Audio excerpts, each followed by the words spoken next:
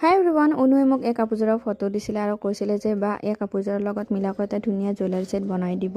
কালাৰটো মোকেই দিব দিছিলে, সেয়ে মই ব্লেক কালাৰত দি দিলোঁ। কাপোৰযোৰত দুটা তিনিটা কালাৰ আছিলে, কিন্তু ব্লেক কালাৰটো দিলোঁ যাতে তাই এই ছেটটো বেলেগ কালাৰৰ কাপোৰৰ লগতো মিলাই পিন্ধিব পাৰে, কাৰণ ব্লেক কালাৰৰ জুৱেলাৰী বা কাপোৰ য'তে য'তে মিলি যায় ধুনীয়াকৈ।